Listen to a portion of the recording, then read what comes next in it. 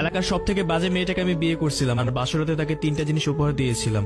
আমাদের বিয়েটা হয় পারিবারিক ভাবে, আমি তাকে কখনোই দেখি নাই। আমার পরিবার আমার জন্য মেয়ে দেখা শুরু করলো, তখন আমার পরিবার আমাকে জিজ্ঞেস করলো আমি কাউকে ভালোবাসি কিনা। তখন আমার পরিবারকে আমি বললাম না, আমি কাউকে ভালোবাসি না। তখন আমার পরিবার সেই মেয়েটাকে দেখলো, আমার পরিবারের পছন্দ হলো। তখন আমাকে আমার পরিবার সেই মেয়ের ছবি দেখালো, তখন আমার কাছে ভালো লাগলো। তখন আমার পরিবার আমাকে নিয়ে সেই পরিবারের কাছে গেল, মানে আমরা মেয়ে দেখতে গেলাম। কিন্তু আমার পরিবারের কাছে আমি একটা কথাই বলছিলাম, আমি যাকে বিয়ে করবো তার সাথে আমি একান্তই কথা বলতে চাই। আর তখন যখন মেয়ে দেখার জন্য সেই বাসায় গেলাম, তখন মেয়ে দেখার পর সবাইকে আমি বললাম আমি মেয়ের সাথে একা কথা বলতে চাই। তখন আমাকে আর মেয়েকে একা থেকে সবাই বাইরে চলে গেল। তখন আমি সেই মেয়েকে জিজ্ঞেস করলাম, দেখেন আমি আপনাকে কিছু কথা জিজ্ঞেস করতে চাই, সব কথাগুলো সত্য সত্য বলবেন। আপনি কি কাউকে ভালোবাসেন, বা আপনাকে কি জোর করে আমার সাথে বিয়ে দেওয়া হচ্ছে? আপনার কি কোনো অতীত আছে? তখন সেই মেয়ে আমাকে বলল, দেখেন আমি আপনাকে মিথ্যা কথা বলবো না, আমি সত্য কথাই বলবো। আমি অনেকগুলো রিলেশন করছি, এই এলাকার সব থেকে বাজে একটা মেয়ে আমি। যদি আপনি এলাকার মানুষদের জিজ্ঞেস করেন আমি কিরকম একটা মেয়ে, যারা আমাকে